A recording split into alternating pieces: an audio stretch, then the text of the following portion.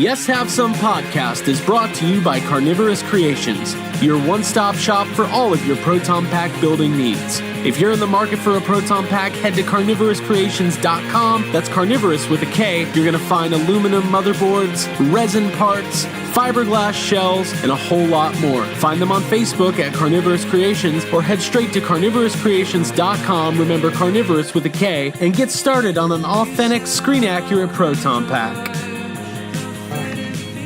Everything's under control. Situation normal. I don't want to grow up. Do you want some? Jurassic Park. Now playing the PS7. Ecto goggles with Ecto Buffer, Neutrona Blaster, and Water Zapper, each sold separately. From the corner penthouse of Spook Central all the way to Star Killer Base, this is Yes Have Some podcast. Do I? Yes, have some. Yes, have some. You know, they told me you people were conceited douchebags. The only place in the multiverse where you can love the book, hate the movie, but still buy all the toys.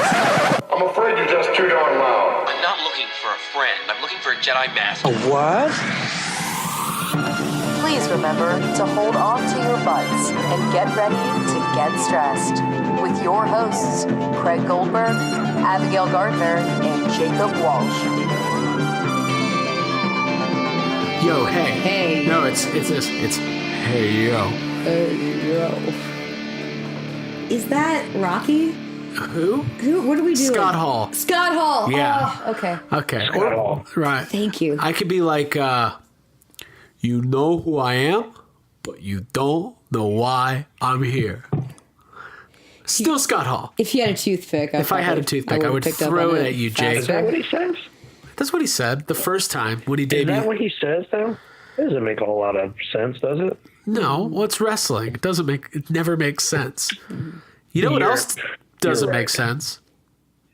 Welcome to Yes Have Some Pie. I haven't done the intro yet. Just opening. People could be listening and they think I was that. unaware we were recording here. Well, Jake didn't know we were recording for the first year. He thought we were just talking every week. So, man, they like to talk for a long time. I don't know. We're going to fight through some audio issues and we're going to have a good time. And listen, the world of podcasting is a technological nightmare. I'm having a great time, though. It's episode 122 of Yes Have Some Podcast. Welcome to the show, everybody. My name is Craig Goldberg. I'm your co-host, because I have co-hosts, Abigail Gardner. Hey, what's up, guys? How are you? I'm good. What's on your mind? We were doing like a smooth talk version of Yes Have Some before on one of our earlier recording attempts, and I kind of want to go back to it. Go for it. This is Smooth Talk on Yes Have Some. I'll be your smooth host, Abigail Gardner. That's all I have. Are you implying that you have to say smooth in every sentence? Just so people know. That's how we keep it smooth. Jake, how are you, man? I'm good, man. I'm just, you know what? I want to get this.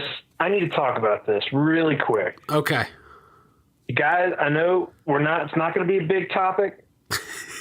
Yeah. But I'm going to need you guys to go see Suspiria. Okay. Yeah. That is on the docket. Now.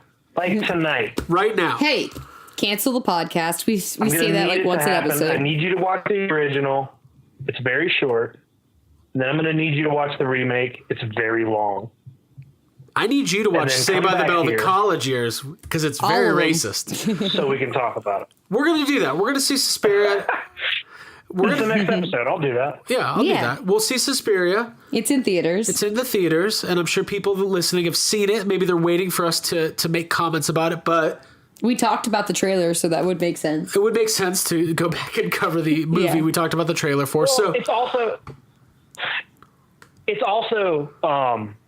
I don't know, a spiritual experience. I don't know. It was amazing. It's Really? very good. Cool. I'm gonna go Hey, ahead man. and say that. Maybe when you're up it's- here. you need to see it. Okay. While it's in the theater. you know what? I've been thinking lately, I want to have a spiritual experience. I feel like everybody else is having these experiences all the time. Not me. You went and saw Star is Born, and I would say that your reaction was pretty... That wasn't a spiritual experience. It was emotional. It was emotional. Okay. You know how like when a kid sees Avengers and like Spider-Man dies or whatever, and like the parents have to explain to the kid that it's not real? Like, I need Bradley Cooper and Lady Gaga to call me on the phone and tell me that, like, that it was just a movie and that everything's okay and that I don't need to, like, you know, I don't know. Yeah, no spoilers. I cried so hard without spoiling anything. I cried. Jake cried. Like, Jake, when you cried at the end of Logan. Wow. It was like my Guardians of the Galaxy the first time. I know. That's what. Yeah. Dude. I swear to God, and this is no spoilers, I did not watch the last 5 minutes of the movie because I had my head buried in my hoodie and I could not look at the screen. Oh, wait, that wasn't Star is Born. That was Halloween. Michael Myers was dead. Oh, speaking of that. So sad. That actually just triggered something. We never talked about this story. This is one of my favorite stories of all time. When we were at Dragon Con this year, we were with our buddy Hal Clay, and Hal has a son who's 5 years old. His name's Thorin. He's a great little guy. Mm-hmm. And Thorin, because Hal's his dad, Thorin loves sci-fi and horror and watches a bunch of shit that he probably shouldn't be watching. And we're at Dragon Con, and we're all in the room, and Hal's on the phone, and you kind of hear him consoling and saying, it's going to be okay, you'll be fine, it's just a movie. And he gets off. I think he had to, like, step out of the hotel room to, like, go, and he's like, I gotta take this. Stepped out of the room, and he came back in and said, hey, how's everything okay? What's going on? He goes, had to talk to Thor, and he was really upset. And I go, oh, really? What happened? What's going on? He goes, Thorn was watching Alien Resurrection, and he started crying when the alien died.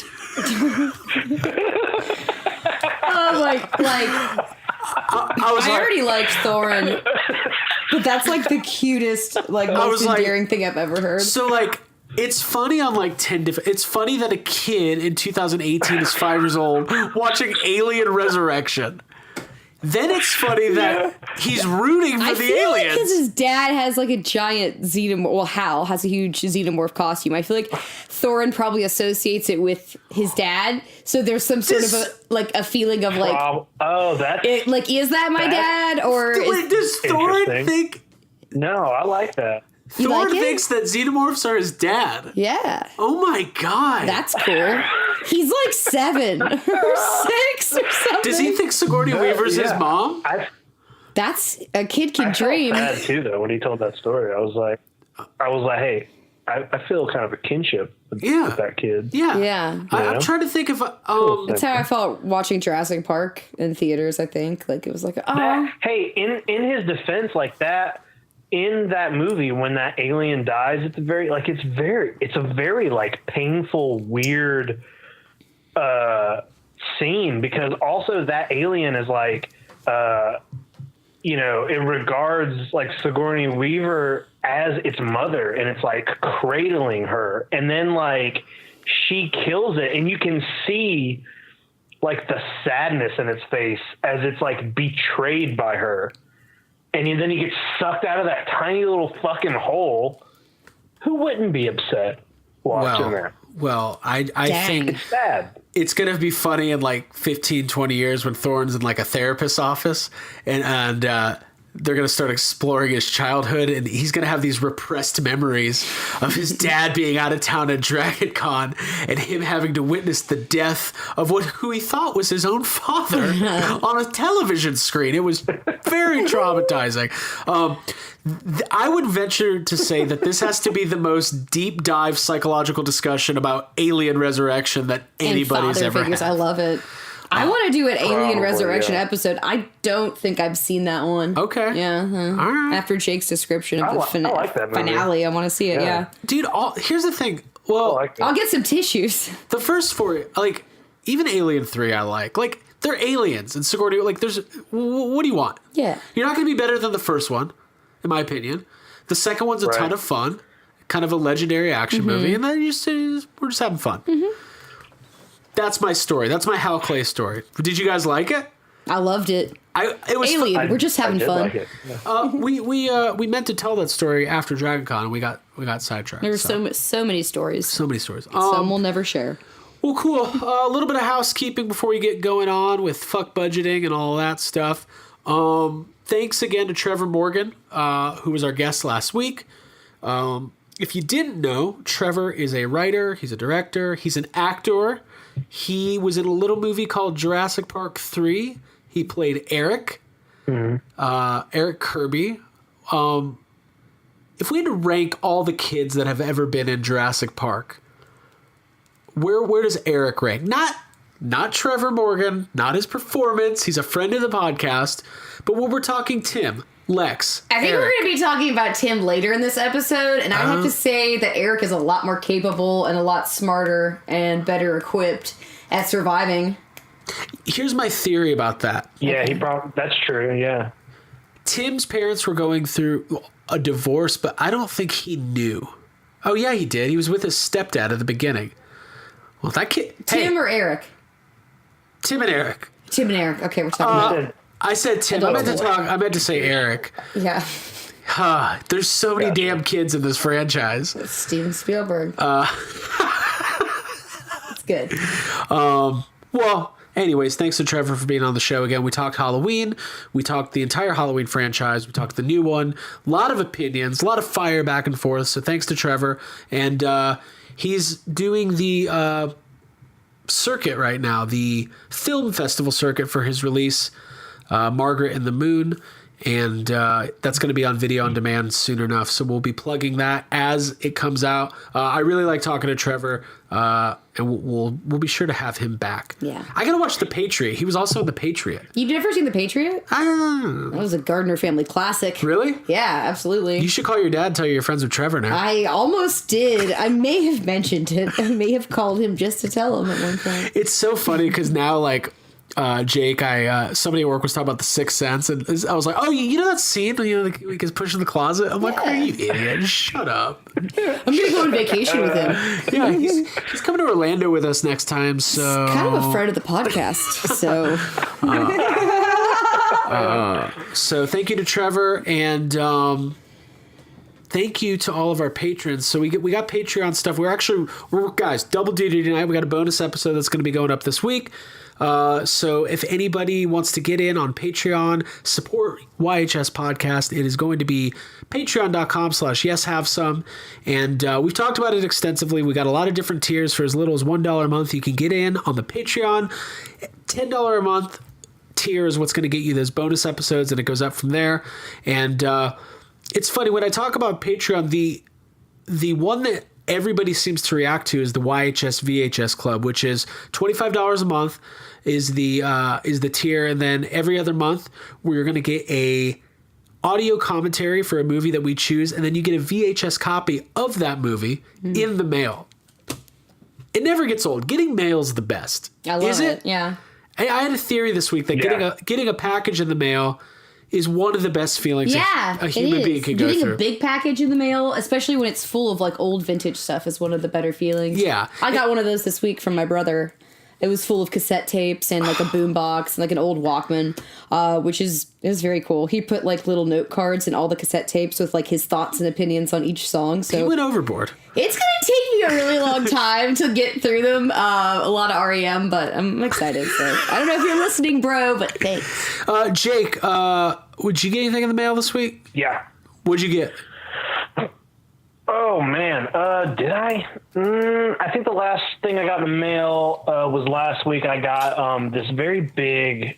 So, you know, like when you used to go into like a Blockbuster, there would be like oversized VHS boxes kind of hanging as like a... just like as a display. It's like an exact replica of a VHS box, but very big. I found a Jurassic Park one online for a pretty good price, and I thought that it was like you guys have a Back to the Future one, and I thought it was going to be about that size, which is, I don't know, like how big would you say it's roughly larger than a cereal box. It's close to cereal box size. Yeah, it's probably like 16 inches tall by like a foot. It's like So I thought that's what I was buying. It comes in, and I was like, what the fuck is this? Jake, you just get mad at the mail. A replica of the VHS box. I was like, why is this so fucking big? I was like, why did they package this in such a big thing? It's like 3 feet tall. Yeah. Oh, my God. It's huge. It's very big. It's like way bigger than I thought. And not only that, is it also came with the original like instruction sheet on how to put it together, and it says like Jurassic Park up in the corner. It's very cool. I haven't put it together yet. But yeah, I think that's the last mail I got. It's funny you said that. I bought an original Playmates Ninja Turtles Sewer Lair playset. I actually got it off Facebook, like in a Facebook marketplace. Well, not even marketplace. It was like a toy Ninja Turtle toy group. Okay. And I got a good deal on it. It was 99% complete. It was only missing 2 pieces. I bought both the little pieces on eBay. And one of them was like, it's the smallest piece on the playset. It's like a little yellow disc that plugs into the top. And I didn't have to get it, but my completist mentality said, no, you got to complete this sewer playset. So I paid $12 for this tiny piece of plastic. And they packaged it in like the biggest, a big box, like bigger than it should have been. And I was like, oh, what did I order? This is awesome. I don't even remember. And then I'm opening it. I'm digging through just bags and bubble wrap. And I get down to this little yellow disc. I was like, oh, well, it didn't break, but they could have literally put it in an envelope and sent it in the mail. It would have been fine. Not complaining. Got the complete playset. That was my big, I think that showed up on Halloween night. Yeah, it was like a fun thing to do after we handed out all the candy, was to come in and put that together. It was so good. Jake, I saw your box too. I'm very jealous because it's huge. That's all of that I kind of want to take back. I like that sentence. God. Jake, I saw your box and I'm jealous. The former Christian, he like says things that I'm like, wait, hold on. Hold on. Was that one? So getting back to what we were talking about, if you like getting things in the mail, if you want to support Yes Have Some podcasts in any capacity, we appreciate it more than you know. Helps us do a lot of the cool stuff that we're trying to do. Helps us keep the lights on, pay the bills, pay for the hosting, the equipment, and all of that. And not to go into too much detail, but we're planning some pretty cool stuff in the new year, and it's all going to help with that as well. So if you want to get in on Patreon, it's patreon.com/yeshavesome. And if you have any questions about it, you want any more information, you can obviously find us on social media, Instagram, Twitter, all of that, at YHS Podcast. But I guess I should put this out because we haven't really plugged it in a while. If you need to reach out about anything, ever, and you want to ask a question, if you have an issue with any of the podcast audio, anything like that, you can email us directly at yeshavesomecast@gmail.com. Because I like getting emailed almost as much as getting a package in the mail. Mm-hmm. That's a lie. That's a lie. I wish they had email packages. Like, oh, this is a bigger email. This might be something good. Yeah. It's very bold. The title is very bold. So cool. That's a funny thought. It's right? a good thought inside your head, yeah. Inside my head, it was great. Didn't really translate. Inside your head. It's cool until you say it. That's what it is inside the head. That's thoughts. like every thought that I have throughout the day. It was good inside my head. Cool. So I wanted to let everybody know that today's episode of Yes Have Some Broadcast? Yes. I just renamed it. Oh. What do you guys think? That's what we're called now. The smooth broadcast? Yes, Have Some Broadcast. I like that. Okay. Well, why we don't have to call talk a little bit faster. Yeah, it's at just the a top of broadcast. the hour, do we have to tell people what time it is? Speaking of broadcasting, I got a text. I think it was a group text. We got it from Trevor after he was on the episode last week, and he said Jake, I think you told me what his mom said. I don't want to steal your thunder. Oh, maybe it was me. Oh, wait. No, it was me. God, hold on. I got to find it. So Okay. Talk for a minute. Well, while you do that, I wanted to tell everybody that Yes Have Some Podcast this week is brought to you by the brand new book, How to Pick Up Women with a Drunk Space Ninja. It's book 1 of the 3-part book series, The Adventures of Duke LaGrange. Guys, these books were written by YHS listener Jay Key. He's been a long-time listener, and we told him we wanted to help him get the word out about his brand new book series. This is his first book he's ever released. It's a science fiction comedy novel. The next 2 in the series are going to be coming out this month. The first one is available now on Amazon. It is on Barnes & Noble. You can get it through Books A Million, anywhere a book is sold. It's exclusively on ebook, on Kindle. So if you want to check out a good book, if you want to have a laugh, I think it's in the vein of like Douglas Adams. I think we're listen. Hey, if you're going to your family's house this holiday season and you just like want to pass the time and like get into something and not interact with people. Wait, you're talking about family avoidance? Yeah. It's really good for that. Do you have a history of avoiding family? Just saying, it's possible. It's the holidays. It's the holidays. Also, it would make a good gift. Yeah, good stocking stuff. It's good. So if you have a reader in your family, if you want to put it in the stocking, if you want to give it to a friend, send me a copy. I already have one, but you can send me another one. I'll read the first 20 pages. Well, guys, we told Jay we're going to read the books. We can't wait to read them. The first one's out. It's sitting right there on the table. I've been busy, but we're really excited for Jay. It's really cool that our listeners are following their dreams, publishing novels, and doing all sorts of stuff like that. So, How to Pick Up Women with a Drunk Space Ninja, Book 1 of the 3-part series, The Adventures of Duke LaGrange, is available now wherever books are sold. So make sure you check that out.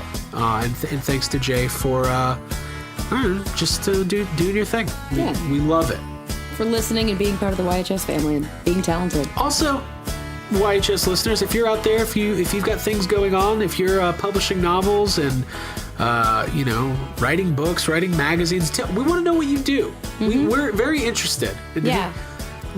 I need to prove to my parents that people are listening, and I also need to prove to my parents that you're very successful people, because I have nothing to give to them. When my parents ask me how I'm doing, I'm like, well, do you guys know who Jay Key is? Because he's a listener of Yes, I'm Some Podcasts, and he just published a book, so things are pretty good. Mom, have you heard of Trevor Morgan? Friends. Got his number. Yeah, John Yerkeba, he's kind of an artist, so I wouldn't doubt my position in the world. Anyways, cool. How to Pick Up Women with a Drunk Space Ninja, Book 1. Get it now. Jake, do you have the text from Trevor Morgan?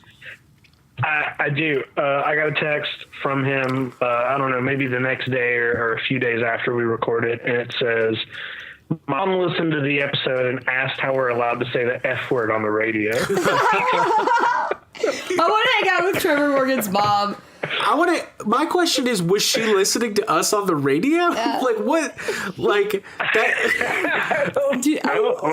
Are we on the radio? Like, I wonder if maybe there's like a college radio station that plays us as like their local. We don't know. Could somebody do that? We don't know about? Could somebody lift our if podcast? I find out we're on 99X. I only wish that somebody would need to play it that badly. Well, that's really funny. So yes, I don't know if you could say fuck on the radio, but we definitely say fuck around here because we have a little thing called a fuck budget that we're going to be getting to in just a few minutes. A little bit more housekeeping. We never really talked about it a couple weeks ago when it came out, but it was a pretty big deal. Ghostbusters World, the brand new game available on iOS and Android. It's an augmented reality game, kind of in the vein of Pokemon Go. People seem to be very happy with it. I download it. I play it. I've got ADD real bad. And when it comes to video games in general, like after 10 minutes, I'm like, okay, well, that was fun. And I'm on to the next thing. So I'm probably the worst person to ask. Abby, have you played this game? I did. I actually started playing it for the first time today. I downloaded it, though, when it came out. We were in Universal or at Universal Studios the day that I downloaded it. Did you just do the same thing I did? What? Because earlier I meant to say I downloaded it, and I said I download it. I downloaded it? I don't think I know how to talk. Are we having difficulty talking? I download it. Guys, it's fun. We talk for a hobby. Here we go. I'm like the guy from of Mice and Men. A love lamp. No, I downloaded the app. Vice and Men. Of Vice and Men. Whoa, that's a good title. I'm taking it. All right. I downloaded the game, but I was in line and trying to take pictures at Universal Studios, and my phone was rapidly dying, so I had to delete it. Never played it. Picked it back up today because I realized that we were going to talk about it, and I actually really enjoyed playing the parts of it that I did. You can, design your avatar, which I guess you can do that with pretty much every game. I like that it has that, camera function, just like Pokemon Go, so that you see the ghost inside of, through your camera, which is cool because I came into the toy room and caught Slimer right around all the toys and the firehouse, and that was really exciting for me. I don't know if I'll continue to play it, but I did have a lot of fun zapping and trapping Slimer. Did you play Pokemon Go? I can't remember. Yeah, I played Pokemon Go. I liked that game. I didn't continue with it, but I thought it was really fun to collect things and to be able to like walk around and have it be mobile and interactive with like your actual environment. I thought that was neat. Jake, have you played Ghostbusters World? Yeah, a little bit. You know, there was the morning in the hotel room where it came out where we were playing.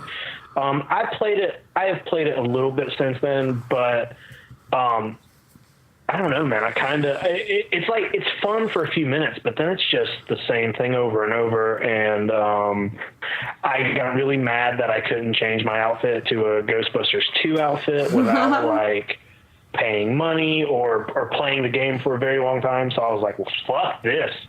No, it is fun, but it's not something that I have spent a lot of time on. I do still have it on my phone.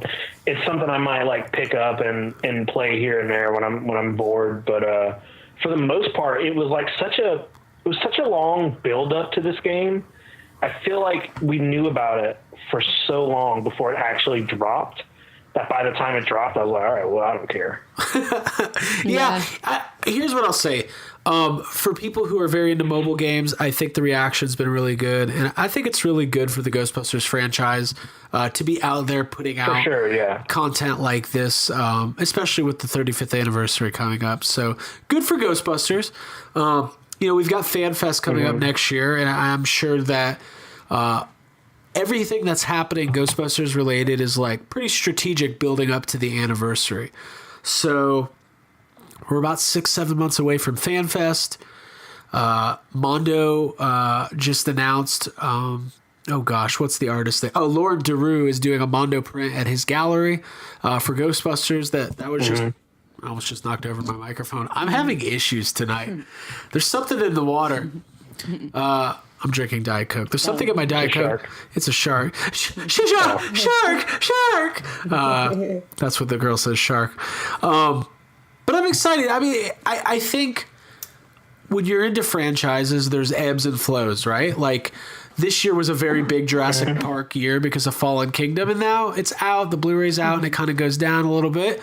But now we're going to be ramping back up for Ghostbusters. I mean, 2016 was almost an exclusive Ghostbusters content year for us at Yes Have Some. When we first started the podcast, it's basically all we talked about was ramping up to Answer the Call and the trailer release and then the movie release and then the backlash to the movie, everything. So it was a lot of Ghostbusters. So I'm very excited to get back into that Ghostbusters mode over the next couple months. Yeah, I am too. I mean, if anything, playing that game got me a little bit excited. And Fan Fest being what it is, like that event that we've always wanted it to be, and a huge chance to see people that we love and to go as a podcast and, you know, in a professional capacity, do a few things. Do some stuff. I'm excited about that. Yeah. Jake? Yeah, I agree with all that, man. As much as the more stuff they can be doing, the better. Like it doesn't, even if you get bored of a game, whatever, it's still great that it's out there. And I do think that it's I think it was better. So after the Pokemon Go came out, there's a Jurassic World game that's very similar. It's like you catch the dinosaurs based on, it needs your location and all that. And I think that the Ghostbuster one is much better than the Jurassic Park. I don't know if you guys played that at all. Yeah. It was such a dumbed down version of Pokemon Go, but Ghostbusters is pretty. I think it's pretty on par with the Pokemon game. Is it only 6 months until Fan Fest? No, it's a little bit long. It's probably 8 months. It's 8 months. 8 months. Is it a little bit longer? Good. I just relaxed my breathing a little bit more after you said that. I'm super stressed. Like when you were saying that, I got super stressed about it. I am very excited. I'm in the mode where I'm like super stressed because we don't know exactly what's happening. There's no kind of schedule. There's not a whole lot of info that's come out. There's a few things that maybe we know or we're hoping is gonna there's go some down. Speculation. Yeah. It's like this is the most stressful time. Speculation is so stressful. I want to know what's happening and to be locked in and to be like, okay, this is what's happening. Yeah. Until then, it's like I'll wake up in the morning and I'm just like, oh fuck, what are we doing? I need to know right now what we're doing at 6:00 on Wednesday before Fan Fest. Dude. I need to know where we're gonna be. Yeah, I agree. I think I need to know what kind of pasta Kurt Fuller is going to want. Yes, exactly. How many pizzas to order? I want to know, like, if Peter McNichol wants me to do his laundry. God, I wonder if he's going to be there. I hope he's going to be there. Yeah, I hope so, man. I want to meet him so bad. I think that, well, listen, we'll be getting more official information about FanFest sooner rather than later. I would guess in the next, I don't know, 6 weeks, we'll start getting, because listen, we're going to need some guest announcements, some times, some events. I want to know what we're doing. I want to know what these VIP packages are. I want to know how much money I'm going to spend. I hope they do payment plans. We got to buy these plane tickets. Mm-hmm. Jake, you're right. I'm stressed. Mm-hmm. You have every right to be stressed because I'm stressed as well. There's a lot of stuff happening. Yeah. Yeah. Well, we're not going to. YHS listeners, we're planning some stuff as well. I don't think it's out of the realm of the possibilities for us to be doing an event or something to kind of help kick things off. Well, we'll put it that way. We've got some stuff in the works. We got some stuff in the works, but it's early. It's possible. But it's early. Right. It's early. Y'all know us. Y'all know us. Y'all know how we earn a living. Yeah. We're not going to not be there being assholes. Yeah. It's early. Exactly. It's early, but it's safe to say we're probably going to be hanging out on Thursday. Hey, and you know what else? We're probably going to be getting dinner that night and every night. How do we organize a big dinner for all of our listeners? We tried. I just called the Cheesecake Factory in Los Angeles. Hi, do you have room for 1,000? I was looking up Italian restaurants to have dinner with Kurt Fuller. Well, hey, there was a place a lot of us ate last time. I don't remember what we remember. Like we all there was like there had to be 50 of us, and we all went out to dinner. It's like a diner. It was a diner of some sort. Some restaurant. Yeah, it was called Big Boys. Yeah, something. Oh, it was like a Big Boys. Cool. Yeah. That would be cool. So listen, if we're gonna keep talking about it, we're gonna keep planning, and once we start solidifying stuff, we'll make some announcements and get the ball rolling. But I'm very excited. I think. Yeah. I think it's going to be a good year for Ghostbusters. That's my prediction. I think we're going to get some big announctions. And I'm expecting big things. I'm expecting big things out of these Ghostbusters. And God, I just want to meet Rick Moranis. That's all I want. Yes. Make it happen. He's out there. He's in the wild. He's done it before. I wouldn't doubt it. I wouldn't doubt either. By all the things I read he did that appearance at the Alamo City Comic Con in Texas, and he enjoyed it. Mm-hmm. Like he said multiple times that he was very much enjoying himself. $100 to write your name on a piece of paper, I'd be enjoying myself too. Wait a minute, or would I be one of those people like no autographs? Should I be a no autograph guy?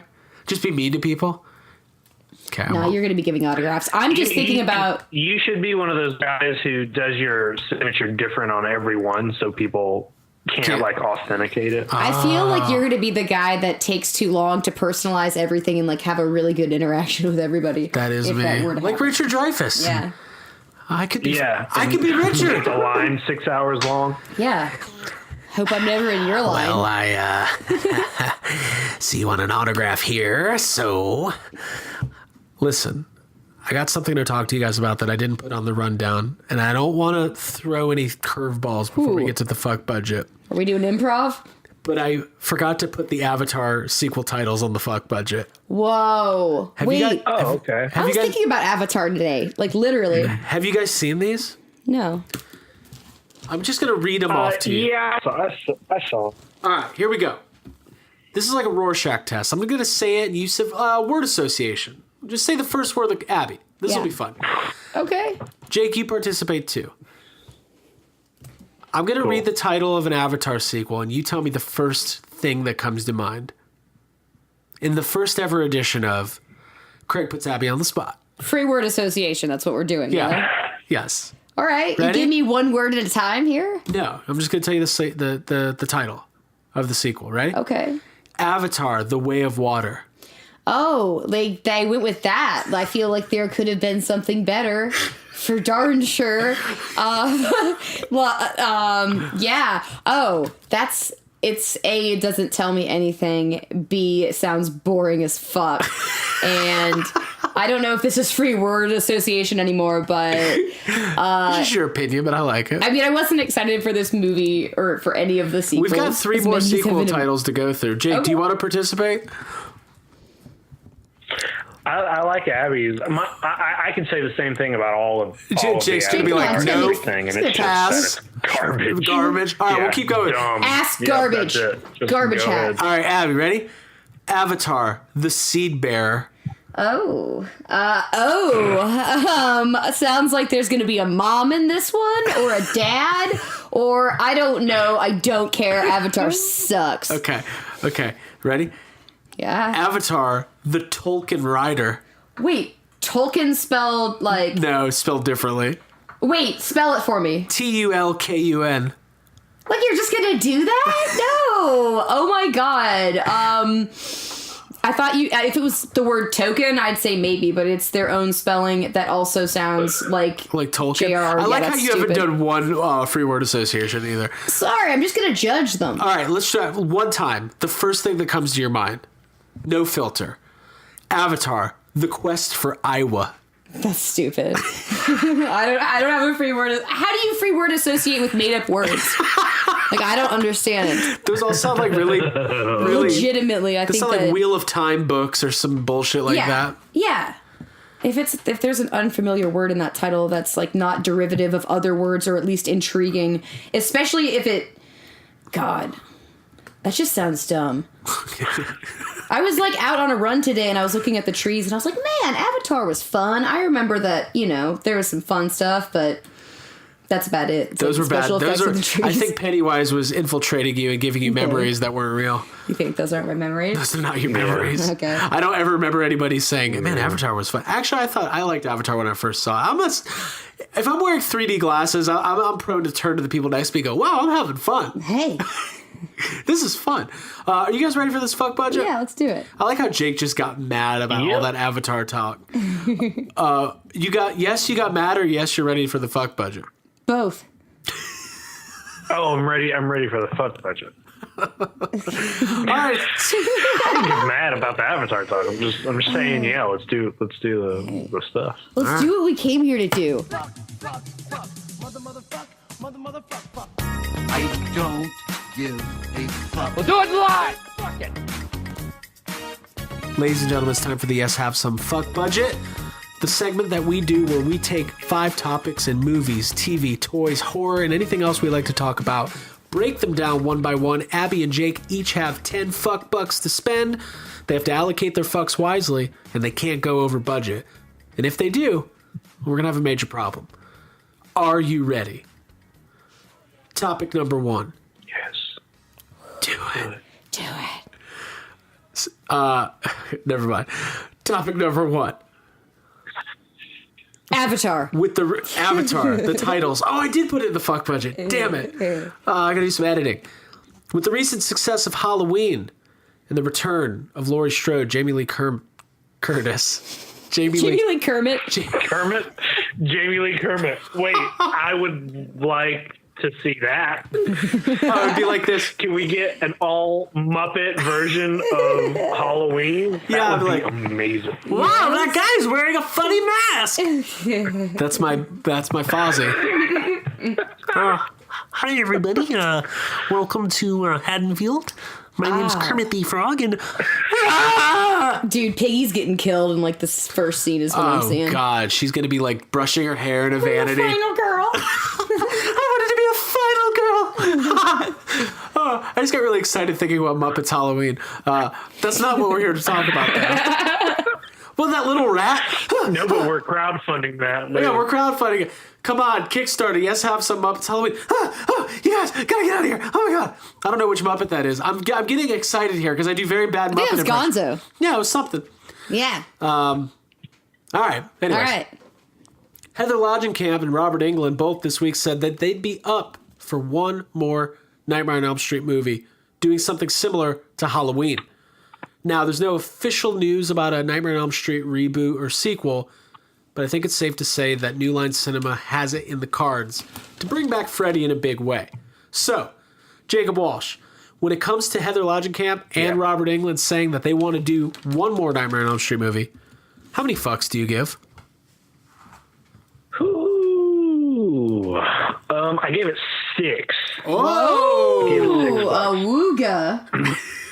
It's from Smooth YHS. I love Robert Englund. Freddy Krueger, Nightmare on Elm Street is my favorite of the big slasher films. I think it'd be great. Like Robert Englund could definitely he was just in that episode of the Goldbergs, and I don't know if you guys watched that.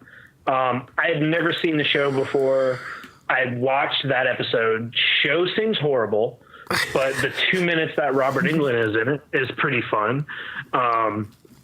It was just like watching Freddy. There was like no difference really. Like he could definitely still play that character. I think it would be a good idea for them to come back and just do one more. Like I wouldn't want to see exactly like what they're doing with Halloween, where they made it and it's pretty obvious that there's probably going to be some more and some more.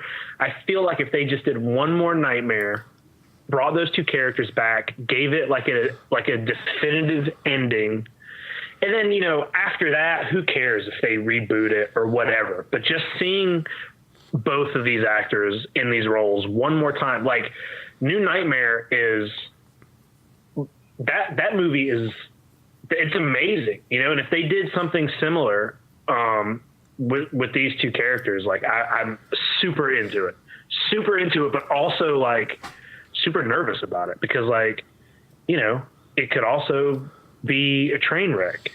Like who's gonna write it? We don't have Wes Craven around.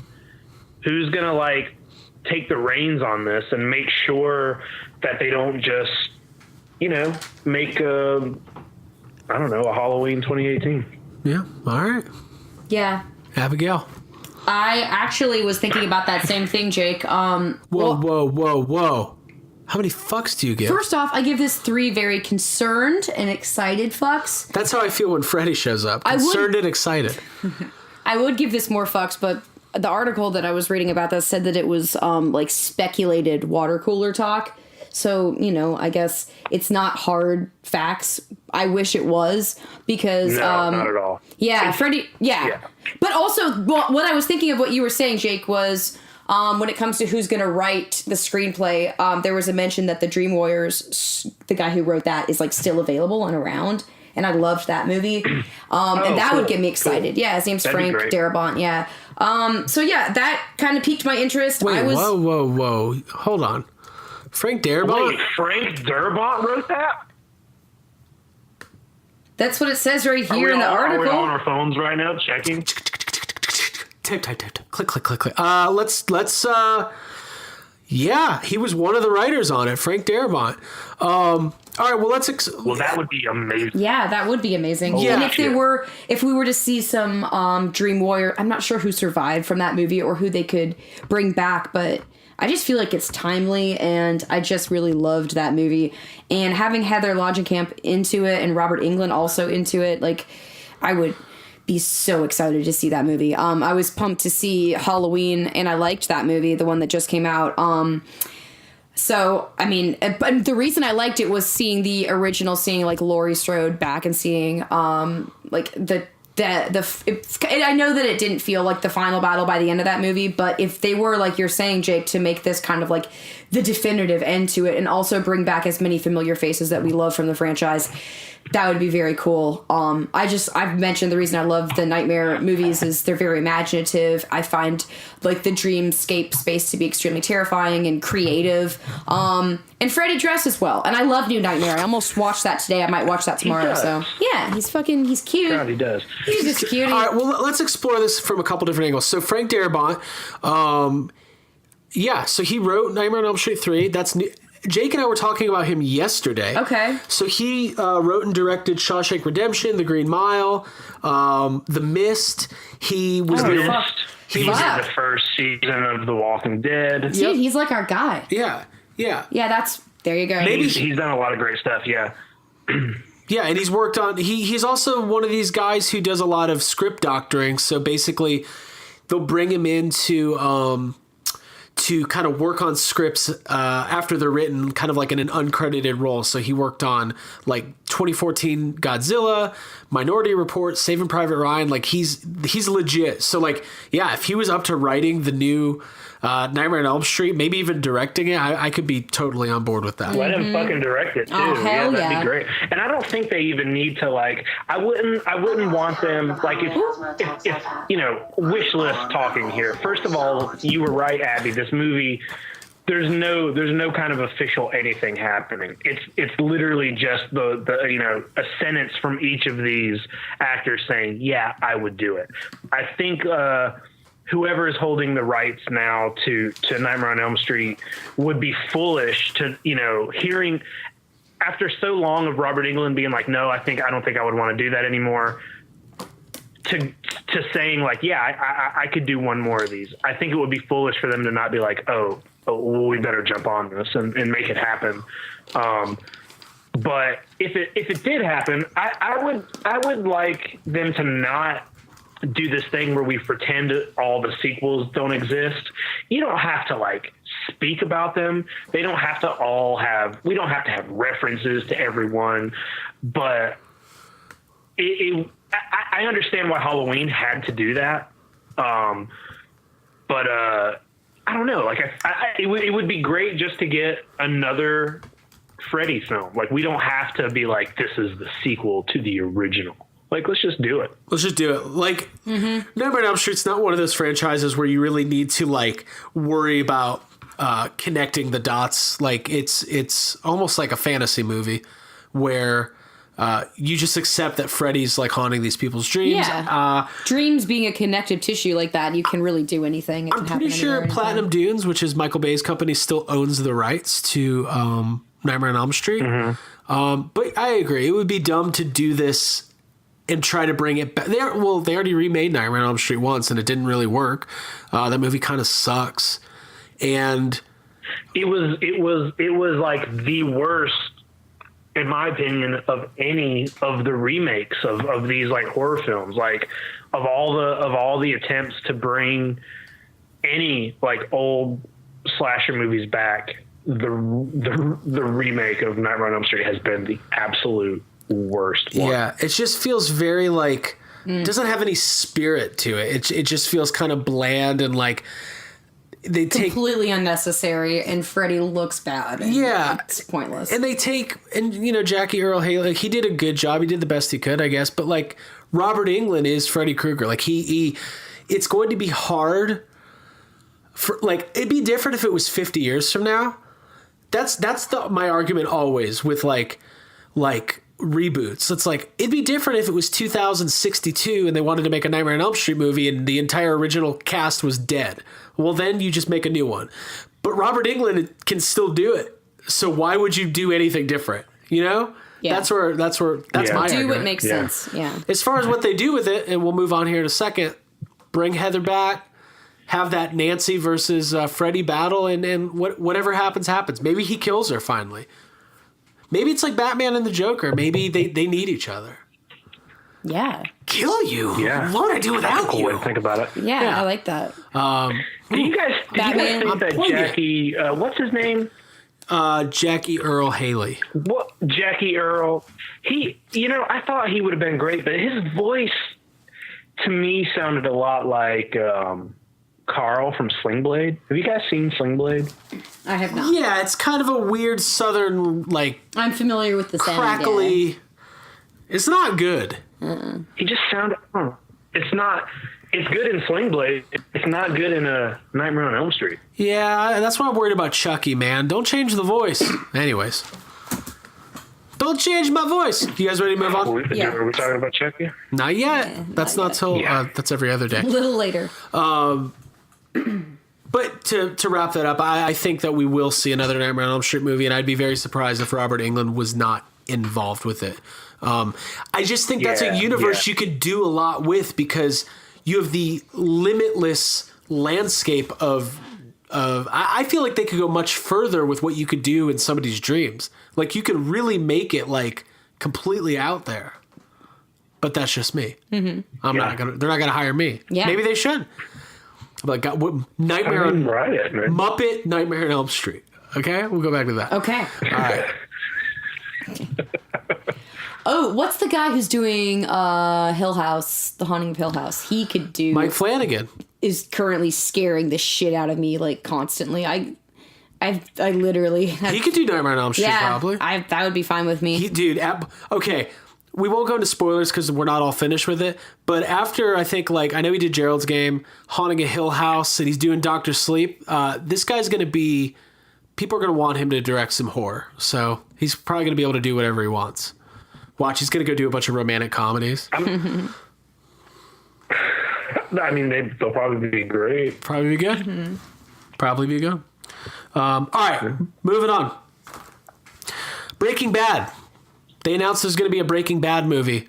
There's very limited details. Vince Gilligan's doing it. Kind of sounds like it's going to be made for just to be on AMC, not like a big budget feature. Well, no, it might have a big budget, but it's not going to be like at the movie theater. Came out today that this is all but confirmed that it's going to follow Jesse Pinkman's story after Breaking Bad. People are talking about it. I'm personally pretty excited. When it comes to the Breaking Bad movie, Abby, how many fucks do you give? Honestly, okay. I liked Breaking Bad. I really liked Walter White. Yo, Mr. White! Bryan Cranston obviously is fantastic. I was more excited about this news before I found out that it was going to star Aaron Paul. I give this one fuck. And it's because that is contingent on whether or not Vince Gilligan is in fact directing, because I would be interested in it if he's definitely behind it. It would be cool if it were like an actual theatrical release, but it sounds like it's going to be just for the channel, which they're doing something similar like that with The Walking Dead and like some Rick movies or whatever. So I don't know. There's a part of me that kind of feels like Aaron Paul was not my most favorite part of that show, and this whole thing kind of feels like a vehicle, like, I don't know, for him to get back out there. Also, when I was reading this, Aaron Paul's gonna be on Westworld next season. That's what I was reading. It's like something with his scheduling, which is interesting.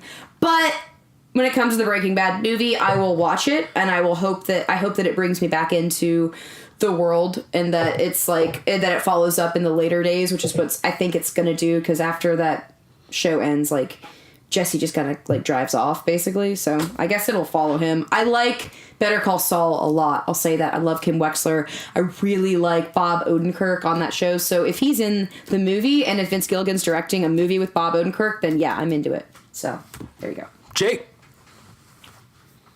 I agree a lot of what you said, Abby. I also gave this one fuck, but I gave it one fuck a little more out of confusion, and I think so. Whenever Breaking Bad is first of all, it's a great show. I've watched it all the way through a few times. I love it. But something you said, Abby, I think is 100% correct. Walter White is the best part of the show. Like, everybody's great in it, but it's like, it's Walter White's show. So saying like, we're going to make a Breaking Bad movie with no Walter White seems weird to me, but that's also how I felt when I heard, oh, we're going to make a show based on Saul. That I remember thinking that just sounded so dumb. I remember just being like, a show about Saul Bob Odenkirk is great, but it just seemed like they were stretching. But then that show came out, and it's, I don't know, maybe better than Breaking Bad. It's a great show. Mm-hmm. I'm not caught up with it, but it is so fucking well written. It's amazing. It's great. Yeah. And the movie could be just as good, But it's like, I don't know, man. It's like, if we're gonna bring the Breaking Bad name back and we're gonna bring Jesse back, why don't we do something that What if it was something more like his girlfriend's not coming back, Jake? She's gone. What's that? I love her. I don't want to watch That's why I don't care. Yeah, she's Jessica Jones in for some smack. Walter White. Yeah, for real though. Fuck. Before they announced, or before I saw that it's going to be about Jesse after the series ended, I thought, what would be fun? Like, what if it's a movie, but it's just like, what if this is just the whole movie is like a day in the life of Jesse and Walt that we didn't see? Maybe it's just a day where something happens and they're having to kind of do a run. Those were always kind of really fun episodes where they get into almost these like side quests kind of episodes, or they're like, fuck, we got to figure this out. I was like, what if they did a movie like that? That way they could bring Walt back. It could just be a short, contained thing. It could just be something they never showed, we never saw on the show. And then I got really excited about that. But then, I was like, oh no, that's not what it's going to be. Walt's dead. We're not even going to get Walt in it. There could be a storyline like that, though. Bryan Cranston out so much. I bet he's so bummed out because, like, you always hear him like, oh, I would come back. You know what I mean? Like, he loved that show. In a heartbeat. He basically became famous. He loved that show so much, and I bet he's like, God damn it! Why'd they kill me? I can't imagine that they would. I can't imagine they would, like, even if they're going to set it after. I feel like they'll find a way to have Walter White in it, whether it's like some flashback, like a flashback stuff, or, yeah. I don't know. Yeah, like, that's what. Yeah, I feel like if they're gonna bring it back, they're gonna put him in there somewhere. But I had a couple. I think like what you're saying, Jake, a little hidden piece from the past that would come into the current timeline with flashbacks like that involve him would make sense. I think so. As I was reading this stuff, obviously, like, people love Breaking Bad, like, and people are very excited about it, and I think. I kind of thought of it. It's stressful. There's it's like a 3-level thing. Like, on a surface level, AMC is like, yeah, we'll do some Breaking Bad movies. Like, of course they will. Like, it'll be a big deal. Yeah, it'll be a very big deal. I think 2 things.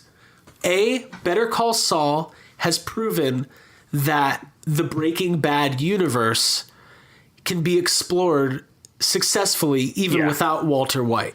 Which, Jake, like you were saying earlier, that when they first announced it, it was like, well, Saul's a great character, but what are they going to do? Then you bring in the mind of Vince Gilligan and an amazing writing team and amazing actors, and they've successfully they did what Fear the Walking Dead can't do, which is how can you not make a show better than Walking Dead? I feel like I could come up with something. You can accidentally do that. Yeah. Like literally anything. So that's really cool. I think as a writer, Vince Gilligan, the way a writer's mind works, is it probably dawned on him one day that he did not have completion with Jesse's story, that there was something after that he wanted to tackle. And you hear writers talk about this a lot, where they create these characters and then they finish their story and the characters kind of lay dormant.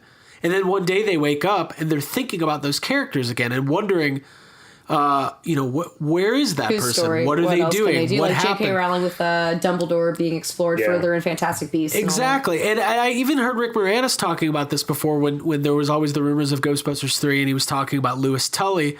And he said from time to time he wondered what happened to Louis Tully, and that he pictured Louis Tully accidentally ending up in like a Bernie Madoff type role where he accidentally screwed a lot of people out of money and he's just in prison, but he's like tidying up he's tidying up his bed and like living the prison life and figuring out like ways to cut costs and make it efficient. I want to see the Louis Tully in prison movie. What you're saying is Vince Gilligan needs to make a like Better Call Saul style show, but just about Louis Tully. Yeah, exactly. But what I wonder is, so Vince Gilligan, he kind of launched Better Call Saul, but then has kind of taken a step back, and there's a creative team kind of handling most of it. I wonder if the future plans of Better Call Saul somehow cross over into this Breaking Bad movie, because honestly, the way that shows are made these days, like, everything that's successful is being looked at as a potential franchise. So it wouldn't surprise me if this Breaking Bad movie is just the start of other. I don't want to see like a young Mike prequel, like at all, because that would be stupid. But like, I'm sure they're trying to figure out ways to explore that. Also, Mike's the best character in Breaking Bad, right? Yeah, I was like, maybe I do want to see young Mike. But it would have to be. Doesn't Mike get the worst ending? Like, don't you? God, you know what's so weird is like, I rewatched all of Breaking Bad. I don't want to say like recently, but not that long ago, and it's like you spend that entire show like kind of loving Walter White, but also he's a fucking piece of shit. And whenever you talk about Mike, you know, and like the way fucking Mike goes out in that show, God, it feels awful. Yeah. Jesse, let me tell you why it was the worst death, Jake. That's my Mike impression. I got so many impressions tonight. It's good. It's awful. Yeah. And I love Mike. Okay. Some of them are okay. We'll go back to Kermit the Frog. Not sure why nobody wanted me to be on Breaking Bad. I can make myth. I might retire from podcasting. I think tonight's my last night. I've crossed so many fucking lines. Listen. I'm kind of excited about this. And my number one reason to be excited about it is I have no reason to doubt that Vince Gilligan, even though Aaron Paul, like, Jesse's not my favorite character on that show, I don't really have any reason to think that he would do, like, anything bad with Breaking Bad because he hasn't yet. So I'm just going to say, more Breaking Bad, cool. It sucks that Walt's gone. I hope they don't try to revive him and bring him back from the dead. That would suck. I don't think they're going to do that. No. I doubt. I don't feel like they would do something like that. I did only give this one fuck, but that's not really an indicator of, like, how I feel as far as like Breaking Bad, you know, in its entirety. You remember, like, not that long ago, there was that they did, I don't know, there was like some sort of contest or something. It was very like the last few months, and like something you could win was you would go out to the Sony lot and you get to meet, you know, them and the Breaking Bad RV is out there. And there was like a little video online about how Bryan Cranston's like living in the Breaking Bad RV. It was amazing. And Aaron Paul is like working on the Sony lot, but like just seeing those two hanging out, you know, like it feels good. It feels good. Yeah, that is great. And when we go back out to Sony, Sony, willed that into being. Yeah. That's amazing. When we go back out to the Sony lot, I want to check out that RV. That's pretty cool that they have it there. Yeah, definitely. That's the Ecto One of Breaking Bad. A lot of people don't know that. Yeah. It's iconic. It's extremely iconic. The shot in the pilot of Breaking Bad of Bryan Cranston standing out in a desert in his underwear. It's like, what? This show's fucking crazy. That's what Vince Gilligan's like the king of, is showing you that very last snippet of like, wait, what in the fuck happened to unravel? God, like I'm about to start watching this show again. Dude, I am so tempted to do my Vince Gilligan impression right now. God. I love Vince Gilligan. He's like, never mind, I'm not going to do it. Yeah. I like him too much. Had enough, Fuck Kermit the Frog, but I like Vince Gilligan. All right, number 3. Brand new trailer for a new horror musical that's being released this Christmas season, getting good reviews. Anna and the Apocalypse. I just came across this I had no idea what this was, and I watched the trailer. I was like, this is something we're going to talk about. This is something. Jake, when it comes to the Anna and the Apocalypse trailer, how many fucks do you give? This was also something I had never heard of, and whenever I got my email, I was like, "What the fuck is this?" And then as soon as I started playing the trailer, I was like, "Why are we? What are we talking about? Why are we talking about this?" Yeah. Until it said musical, I was like, "Okay, I got this." Me both. I like the idea of you guys getting mad about my fuck budget. Like, what is he doing? Yeah, what's he doing? I wrote one confused fuck. Sorry, Jake, keep going. I gave it one fuck. But that's partly due to the fact that I gave 6 fucks to the first. I don't know, man. Like, it's hard to tell. You know, these kind of like funny zombie movies have gotten to a point where I feel like they're basically scoffed at, and I feel like after Shaun of the Dead, like, who wants to try to attempt a funny zombie movie? I don't. It's like I almost don't even see the point in it. but it's a musical, so I'm gonna fucking watch it. Like, I love musicals. You don't get a whole lot to you see a whole lot of dancing happening, but you only hear the kind of like snippet of one song that sounds like it's being sung by like a chorus of people. So it's like you can't really get a good feel for what the music is gonna be like. But I'm into that. Like, I'm musicals, whatever. I'll watch a fucking musical of anything. So I gave it one fuck, but I'm excited about it. Real quick, I just came up with what I think is a pretty amazing zombie musical joke. Are you guys ready? Yeah. I want to hear it. I don't even know how to word the joke, but it's if that popular zombie show was a musical, the one on TV, you know what it'd be called? The Worst Show, man. Oh, okay. The Walking Dead. It's a Greatest Showman joke? Yeah. If The Walking Dead was a musical, it'd be called The Worst Show, Is man. that a joke? The Worst Showman? Okay. The Worst Show, man. I get The Walking Dead So the sucks. joke is that you separated show and man? The joke is that The Walking Dead fucking sucks. Yeah, okay. And I want to talk about it. Because I fucking forced myself to watch Rick's last episode. Dude, that was all you. Then why didn't you put that on the fuck budget? Because it wasn't a musical. But I mean, you could have put it in the place of something else, maybe. I don't know. You're right. Maybe I'll add it in the end. Maybe we'll have a bonus fuck budget. I don't know. I haven't decided yet. Abby, how many fucks did you Maybe give? Craig will do his own fuck budget at the end. I'm going to do like Jerry Springer at Final Thoughts. I'm going to have today's episode's going to... You're like, this episode was stupid. Let's talk about The Walking Dead and Rick. Whole time. Am I giving my fucks? I think I already spoiled it and said I'm giving one confused. I'll probably watch this at home fuck. Just like Jake, I went through a lot of emotions as I was watching this trailer. First of all, I was confused, and then I was like, wait, this is a musical. That could be amazing. But also zombies, I'm kind of tired of that. It mentioned at one point that it was like Shaun of the Dead meets La La Land. That's like, okay, kind of interesting. I felt like one quarter of this trailer annoyed me. The other quarter made me like a little intrigued. And then part of it I felt like, honestly, it felt like it was geared for somebody like maybe a little bit younger than me, but like maybe that was just an offhand thought. Also, I didn't hear a lot of music. I needed to hear some more music to know that I would like it. But I like that it's a musical. Agree. And I also just like to see holiday movies during the holidays. And I like ones that are different. So maybe I'll see it in theaters. But yeah, one fuck. All right. Yeah. You've both said your piece. You guys ready to move to the next one? Yeah.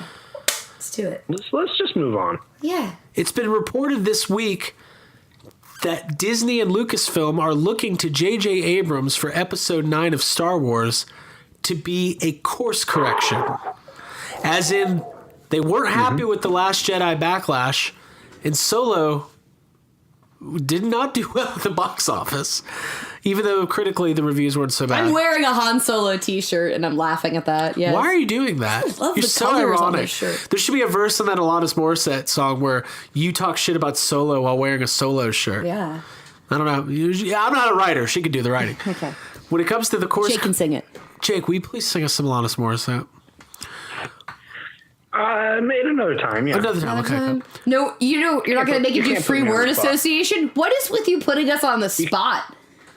I don't know. You can't put me on the Alanis Morissette spot. Yeah. Hey, you want to hear something funny speaking of Alanis Morissette? Yeah. Only if it involves Joey Gladstone. I mean, maybe it's not funny, but I literally have 4 Alanis Morissette cassette tapes coming in the mail. Yes! Cool. When did you get your time machine? That's amazing. I got a boombox, Jake. And first of all, I envy you. Yeah. Because I don't have those. I'm trying so hard to just write the dumbest puns and jokes right now, and I can't. I've got nothing. Yeah. You got one hand in your pocket? I got one hand in my pocket. And, hey, next time Bill Murray throws a... Fuck it. Never mind. Moving on. I was going to talk about... It was going to end with Jagged Little Bill. I hate my life. Okay. Are we going to tell the jokes that we keep inside our head now? Because I still have a few that I kept up there and said, not as good. It's not good enough. No? I don't know. Thank you, India. Jagged Little Bill. You like that one, Jack? I got him. I do, yeah. I got him. All right. That's the name of the episode. Jagged Little Bill. When When it comes to the course correction of Star Wars Episode 9, Jacob Walsh, how many fucks do you give? I gave it 2. But like, first of all, duh, we didn't think this was happening. Yeah. Like, I know that there are a lot of people who really love The Last Jedi and will like defend it in such a weird fucking way. We need to face it. That movie's not great. Like I will be the first to say there are a few things in that movie that are beautiful and, you know, are on the top of my all-time Star Wars moments.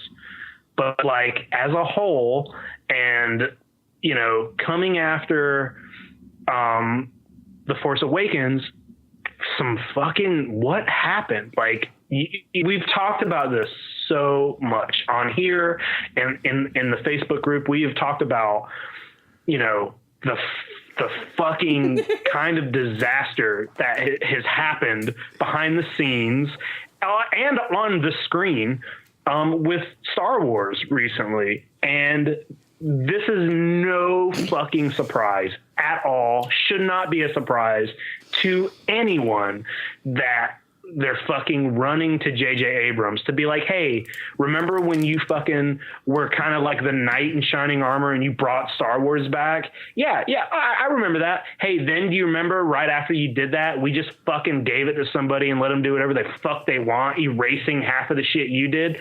Yeah, I think I remember that too. Well, we need you to do the thing you did again. It's no surprise to me. One more time. Yes, that's what I think too. Am I allowed to jump in here? Everybody hated that movie, not just the men. Go ahead, I'm done. Dude, Jake, the women hated it, and the children too. Like 6 hours getting fucking like saying that's the same shit about like why Star Wars is like fucking. Yeah, we can be brief. Down, like someone fucking did a Haldo maneuver to Star Wars. Ooh. Bite the weenie, Riz. That's a Grease quote. Dang. I gave this 4 hopeful fucks because, I mean, I'm ready to see Star Wars turn it around. And I'm looking at this picture that is from the article I was reading about this course correction. It's got JJ Abrams like smiling and leaning towards Daisy Ridley, and they've got like really good like body language. And I just feel like he's like, hey, girl, we're going to fix this. I get you. I see you. And I feel like under his direction, we can see Rey come back in a way that I think she was really off course in The Last Jedi. I felt like Adam Driver was like, I didn't like what happened with Kylo Ren.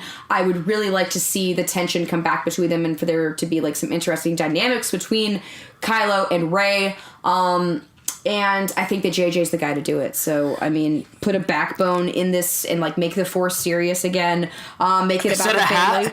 Make the Force serious again? Yeah, make it serious. That's what I need. You know what's interesting? and I really appreciate... I love how passionate you guys are. I like The Last Jedi more than... I'll take more caretakers, though, because I like them. Yeah. I enjoyed The Last Jedi, but it definitely has its issues, and some of them are pretty unmistakable. The interesting thing is the articles... they refer to The Last Jedi in the backlash, but because it was so financially successful, most of the articles they're asking for, or they're saying it's they want to return to form for Star Wars because of Solo not performing well. And I wonder, you guys are both really smart. Like a lot of times people talk about this stuff, and they talk out their ass and they have opinions, but like real talk.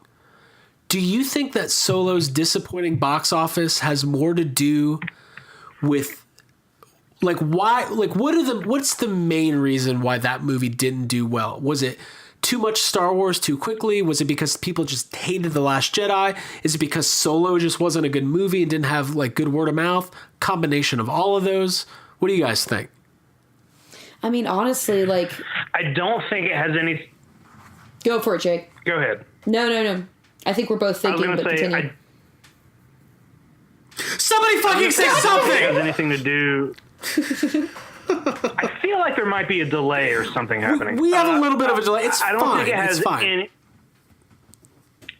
don't think it has anything to do with too much Star Wars too quickly, because Marvel fucking pumps out 3 and 4 movies a year, and every one of them makes tons of money. And is pretty well received. Like maybe they're not all the best, but I think Solo did that because it was like maybe they got ahead of themselves and got a little bit of a thing in their mind where they were like, we can do no wrong. Like Star Wars is amazing. We can do whatever we do. It's good. And maybe it wasn't well written. Maybe it wasn't the best acted film. And then also there was all that behind the scenes shit. Like I think Solo is just a bad movie. Mm-hmm.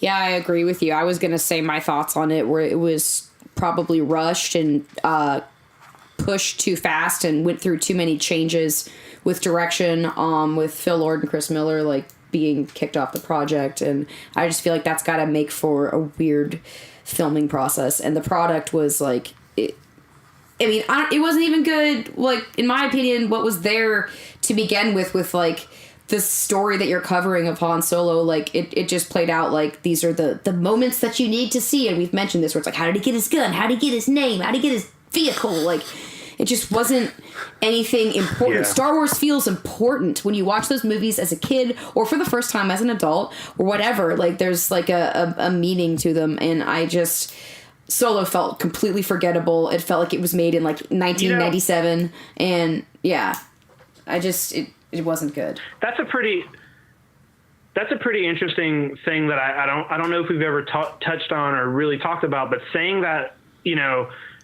there's been a lot of Star Wars movies at this point, but all of them feel very important. There's always like something big happening. There's always like a big finale. We know what we're building towards. They all, even like Rogue One, it's a very important thing that they're doing. And yes, context wise, you're like, you know what? Solo, yeah, you get to Solo, and you're like, there's nothing in Solo. Trixium. Like, who cares? Where the like fuck? we know. Yes. I don't even know what that shit is. Yes, I know. Yeah, that's a good point. That is a good point, and I completely agree. I think we could talk about this all day, but at the end of the line, the fact is that Star Wars is a giant universe with tons of territory to cover and plenty of stories to tell. And telling Han Solo's origin, which ultimately felt like they were. This is how I imagine that conversation went. Forced. What kind of standalone movie should we do? What if it was like Han Solo and Lando, but they were like kind of like Guardians of the Galaxy? Mm-hmm. Make the movie. And it's just like, whoa, no. Couple buzzwords, big money signs in their eyes, and bam. Yeah, it's just whatever. Like I said, we could spend all day. So I'm very excited about episode 9. There's been a lot of rumors about possible characters and cameos, but we don't like to deal with rumor and innuendo around this place. Water cooler speculation. Yeah, we like to stick with the facts, and we don't want to get into spoiler territory. Unless we're making up the rumors. Oh yeah, we'll make up some. Yeah. Natalie Portman's back. Fact. That is happening. Annihilation is a prequel to episode 1. All right, y'all ready for this last part? That's interesting. Oh, there it is. There you have it. Sure. I hate sand. You're just giggling about Anakin over there. I like him. We've got friends that swear we've got a couple friends that really like those prequels. I don't know about all that. I don't care when you were born. Those movies aren't very good. All right, cool. We respect you. Next, fuck budget. Number 5, Jurassic Park, first movie. Tim, Lex, bunch of dummies according to this article. Actor Joseph Mazzolo, he played Tim in the first movie. He's in I guess he's in something that just came out. Bohemian Rhapsody. Oh, he's in Bohemian Rhapsody. Okay. Queen, but yeah. He's in the Queen movie. Tim's in Queen. Tim joined Queen. Y'all hear? Tim's in Queen. Tim's in Queen. There was this talk about in this article about what Tim not being. We talked about this earlier about which kids were the most resourceful in the Jurassic Park movies. I don't even know how to frame this question of the fuck budget, but it has to do with the end of the movie when Tim and Lex are being cornered by the Raptors, and then Ellie and Grant show up, and there's, I guess, a chance for Tim to grab a gun, but he doesn't grab a gun. Is that what I'm? I don't even know what I'm asking. There's a clip if you want to watch it, but yeah, basically. There's a scene where fucking The girl is doing the computer thing. Lex is doing the computer. Lex is doing the computer. Unix system. Grant and Ellie are both trying to keep the door shut, and the gun is on the floor, and Grant is like, hey, get the gun, and Tim's just standing there. Yeah. He's got his hands on his head, and he's, like, freaking out. So that's what they're talking about. And then he... Instead of, as like the scuffle continues with Grant, Well, I have a Ellie, theory before we give up Theodore. fucks. I think he was so, in that moment, as he saw his sister hack into Jurassic Park, he realized that she was a better person than him. And he was, and all the making fun, you know, you're a hacker, you're a vegetarian, you're a stupid idiot. He shouldn't have been doing that. So he just like questioned, he had like a He was existential having an crisis and broke existential down. crisis, exactly. Okay. What I'm saying is, when it comes to Tim getting the gun or not getting the gun, Abby, how many fucks do you give? I only have one fuck left, so I give this one fuck. When it comes to the case against Tim and whether he should have helped out in this situation, I'd have to say A, he's 8, so I don't feel bad. B, Dr. Grant dropped the ball because he totally could have yelled directly at Tim and said, Tim, bring me the gun, which he never did. So he like mentions that he wishes he could reach it, but at that point Tim has moved over to Lex and is looking over her shoulder at what she's doing, which, by the way, that's why I never noticed this as being an issue, because I was always paying attention to Lex during this scene because I had no idea there was a gun even there. So yeah, I never noticed. What would have Tim been good is while the Ellie and Grant are holding the door and Lex is on the computer, what if Tim would have walked up with his book to Grant and is like, and then there's another professor. Yeah. Then he's defensive. But also, my other reason was it's Jurassic Park and everybody screws up, so. Yeah. Okay, Jake, how many fucks do you give?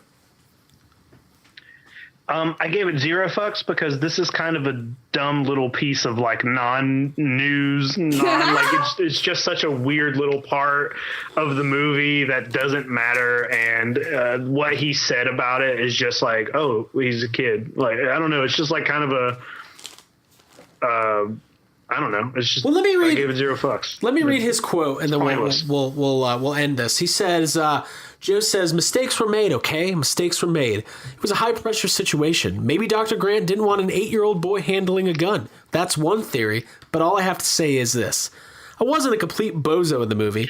Tim at least understood. Hey, don't shine the light in the T-Rex's face. So I'll give myself credit for that one." The flashlight defense. Every time. I love flashlight theory. All right. I mean, he did just get electrocuted like an hour earlier. He was fuzzy. Yeah, I mean, he like Abby said, he's an 8-year-old kid, and he's like fucking terrified of getting eaten by a dinosaur. So, if there's a dinosaur on the other side of that door, as a kid, anymore. I would get the fuck away from it too. Yeah. Jake would like open the door and become. Rest my case. Jake would try to become one with the dinosaur. Jake would eat it. Hey, all of you guys, you're going about this the wrong way. You gotta just hold your hand out. It's gotta smell you. It sees that you're not threatened. You just become best friends with the dinosaur. That's then you give him a little kiss behind the ear. I was so impressionable back when I was younger and met Jake 3 years ago. One of the first times we ever hung out, I specifically remember Jake telling me that he wanted to die being eaten by a great white shark. Yes. And I was like, oh, this guy's yeah. I was like, this guy's fucking weird. What are we talking about? I think going to the beach. Yeah. And you were like, I think so. It might have been that time that we all went to the beach together. Yeah, you're like, dude, I want to get eaten by a shark. You told me that would be the best way to die. Yeah. And I was like, I guess I don't agree. Sounds terrifying. I like your style. That's what I remember thinking. Jake, you were so fearless as a young man. You're making this whole 2015 conversation up. I think I remember it. Jake, yeah, because Abby just remembered that. Yeah. Yeah. It's not like Avatar, Realm of the Sperm, or whatever that thing was called. All right. Well, listen, folks, this was a lot of fun. I love doing these fuck budgets. We cover a lot of ground. I think that was the first time we ever talked about Breaking Bad on this show. What do you guys think? Yeah, maybe. Oh, maybe, yeah. It might have come up in almost 3 years at this point. Yeah, well, we probably talked about it at some point. But thank you, everybody, for stopping by Yes Have Some Podcast this week. Don't forget, we're giving away a Spirit Ghostbusters Ghost Trap on Instagram. We're going to be doing that drawing on Friday. So this... Yeah. Whoa. Yes. I'm not surprised. I know. I've been telling people about it. It's very cool. It is cool. We're able to give away one of those. And if you don't... listen, is it a Maddie Ghost Trap? No. But it's pretty good. Like, for what... I think the Spirit Trap is very worthy addition to your Ghostbusters collection, and we're happy to give one away. So if you want to get in on that contest, go it's definitely the second best mass-produced Ghostbusters truck you can get. Yep. Take it from Jake. So be it. So be it. We're giving away prizes.